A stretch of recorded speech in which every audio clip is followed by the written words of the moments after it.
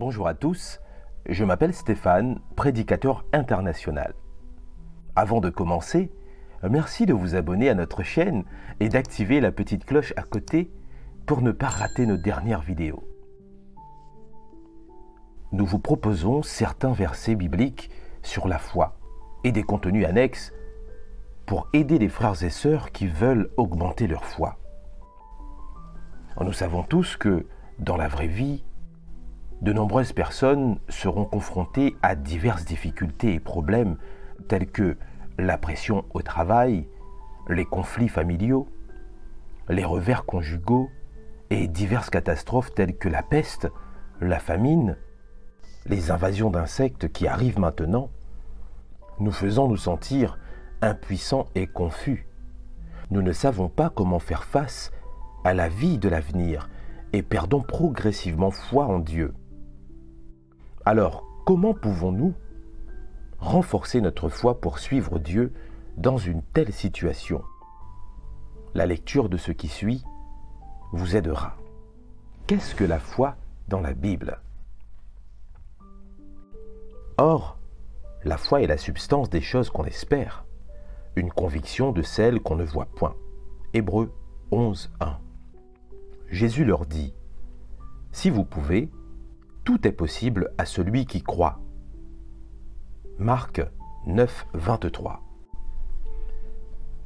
Jésus leur répondit: « En vérité, je vous le dis, si vous avez la foi et que vous n'hésitiez point, non seulement vous ferez ce qui a été fait au figuier, mais quand même vous diriez à cette montagne, « ôte-toi de là et jette-toi dans la mer. » Cela se fera. À Matthieu 21, 21. Il leur dit: « À cause de votre manque de foi, en vérité je vous le dis, si vous avez de la foi comme un grain de sénévé, vous direz à cette montagne, « Passe d'ici là, et elle y passera. » Et rien ne vous sera impossible. Matthieu 17, 20. Or, sans la foi, il est impossible de plaire à Dieu. Car il faut que celui qui s'approche de Dieu croie qu'il existe et qu'il est le rémunérateur de ceux qui le cherchent. Hébreux 11, 6.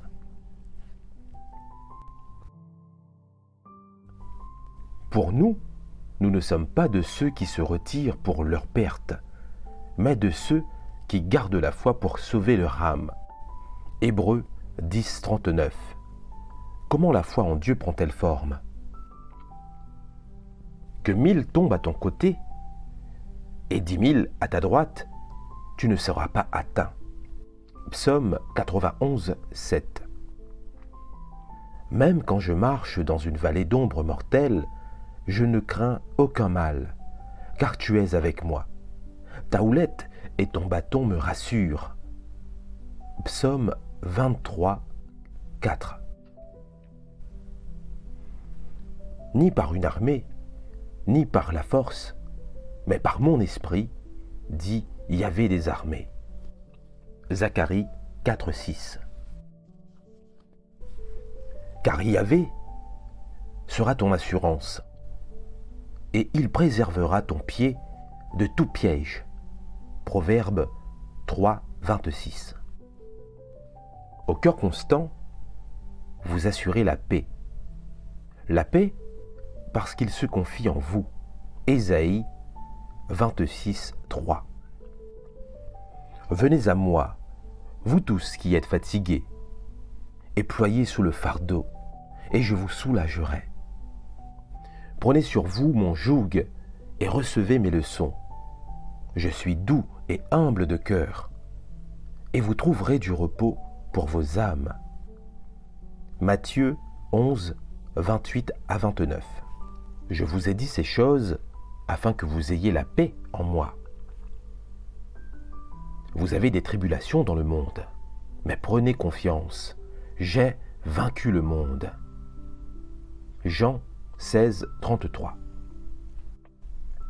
Afin que l'épreuve de votre foi, beaucoup plus précieuse que l'or périssable, que l'on ne laisse pourtant pas d'éprouver par le feu, vous soit un sujet de louange, de gloire et d'honneur lorsque se manifestera Jésus-Christ.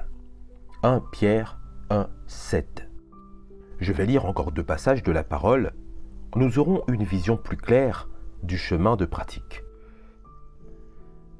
Dieu Tout-Puissant, le chef de toutes choses, exerce son pouvoir royal depuis son trône. Il règne sur l'univers et sur toutes choses, et il est dans l'action de nous guider sur la terre entière.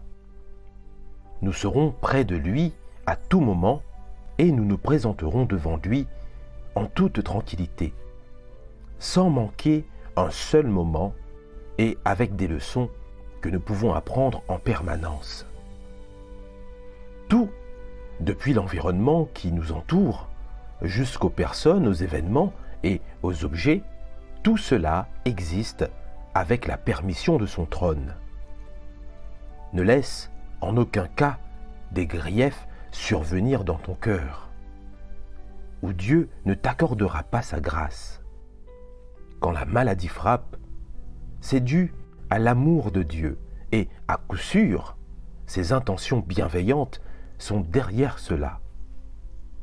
Même si ton corps peut endurer quelques souffrances, ne cultive aucune idée de Satan. Loue Dieu au milieu de la maladie et apprécie Dieu au milieu de ta louange. Ne te décourage pas face à la maladie. Continue à chercher encore et encore.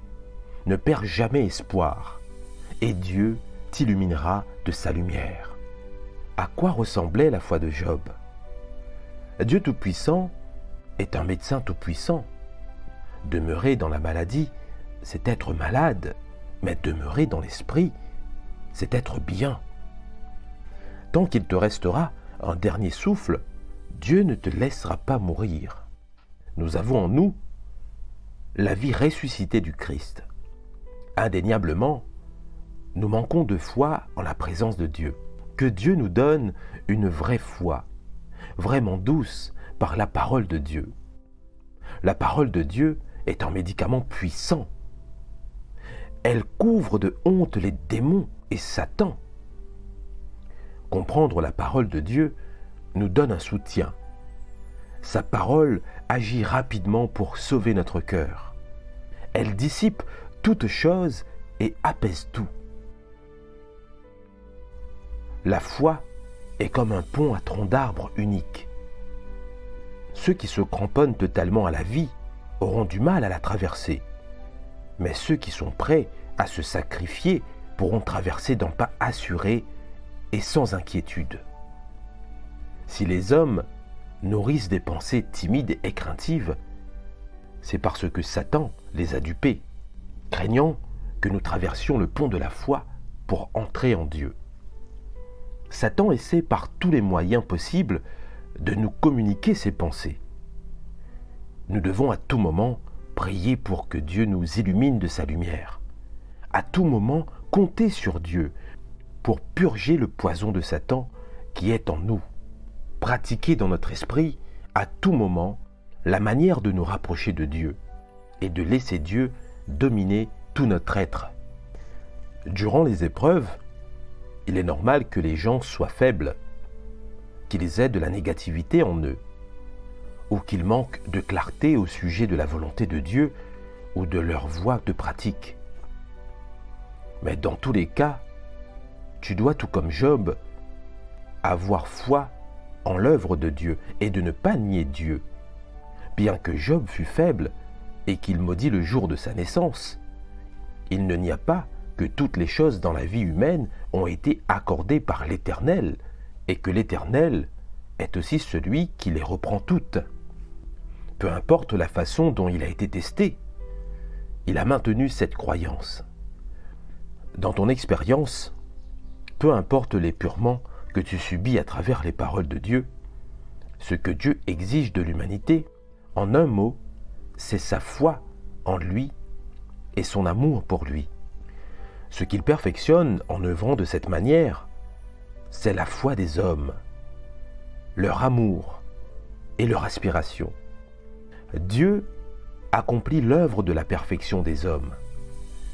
Et ils ne peuvent pas le voir, ne peuvent pas le sentir. Dans ces circonstances, ta foi est requise. La foi des hommes est requise quand quelque chose ne peut pas être vu à l'œil nu. Et ta foi est requise quand tu ne peux pas renoncer à tes propres notions. Lorsque l'œuvre de Dieu n'est pas claire pour toi, ce qui est requis, c'est que tu aies la foi et que tu adoptes une position ferme et que tu portes témoignage. Quand Job atteignit ce point, Dieu lui apparut et lui parla. Autrement dit, ce n'est que par ta foi que tu pourras voir Dieu. Et quand tu auras la foi, Dieu te rendra parfait. Sans la foi, il ne peut pas faire cela. Dieu t'accordera ce que tu espères gagner. Si tu n'as pas la foi, alors tu ne peux pas être rendu parfait, et tu seras incapable de voir les actions de Dieu, et encore moins de voir son omnipotence. Lorsque tu seras convaincu que tu verras ses actions dans ton expérience concrète, alors Dieu t'apparaîtra, et il t'éclairera et te guidera de l'intérieur. Sans cette foi, Dieu sera dans l'incapacité de faire cela. Si tu as perdu l'espérance en Dieu, comment pourras-tu faire l'expérience de son œuvre?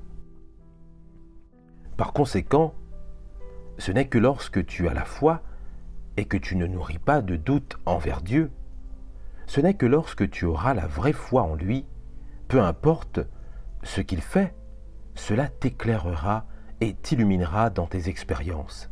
Et alors, seulement pourras-tu voir ses actions. Toutes ces choses sont acquises par la foi. La foi ne peut venir que par l'épurement. Et en l'absence de l'épurement, la foi ne peut pas émerger. À quoi fait référence le mot foi? La foi est la croyance authentique et le cœur sincère que les humains devraient avoir quand ils ne peuvent pas voir ou toucher quelque chose. Quand l'œuvre de Dieu n'est pas conforme aux notions humaines, quand elle est hors de la portée des hommes. Telle est la foi dont je parle. Les gens ont besoin de la foi en temps de difficulté et d'épurement.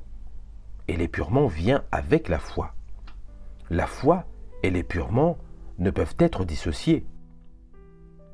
Peu importe comment Dieu œuvre, et peu importe ton environnement, tu es capable de poursuivre la vie et de chercher la vérité et la connaissance de l'œuvre de Dieu. Tu as une compréhension de ses actions et tu es capable d'agir selon la vérité. Agir ainsi, c'est cela, avoir une foi authentique. Et agir ainsi montre que tu n'as pas perdu ta foi en Dieu. Tu ne peux avoir la vraie foi que si tu es capable de toujours poursuivre la vérité à travers l'épurement, que tu es capable de vraiment aimer Dieu et que tu n'acquiers aucun doute à son sujet. Si quoi qu'il fasse, tu pratiques quand même la vérité pour le satisfaire et que tu es capable de chercher sa volonté dans les profondeurs et d'être préoccupé par sa volonté. Auparavant, quand Dieu a dit que tu régnerais en tant que roi, tu l'as aimé. Et quand il s'est révélé lui-même ouvertement à toi, tu l'as suivi. Mais maintenant, Dieu est caché. Tu ne peux pas le voir et les problèmes se sont abattus sur toi. À ce moment-là, vas-tu perdre espoir en Dieu? Donc, en tout temps, tu dois poursuivre la vie et chercher à satisfaire la volonté de Dieu. C'est cela qui est appelé la foi authentique, et c'est le genre d'amour le plus vrai et le plus beau. Si vous éprouvez maintenant quelque chose qui ne vous plaît pas et que vous perdez la direction, sans pour autant savoir comment faire face au chemin de la vie à l'avenir à cause de la foi faible, n'hésitez pas à nous contacter avec le lien en dessous. Nous sommes prêts à écouter la voix de votre cœur et à chercher la volonté de Dieu dans la parole de Dieu. pour vous aider à trouver le chemin pour restaurer votre foi en Dieu. Si vous avez aimé cette vidéo, n'oubliez pas de mettre un j'aime et de partager cette vidéo à tous vos amis chrétiens. Et aussi de vous abonner à la chaîne pour suivre nos derniers enseignements à temps. À très bientôt, que le Seigneur vous guide et vous bénisse.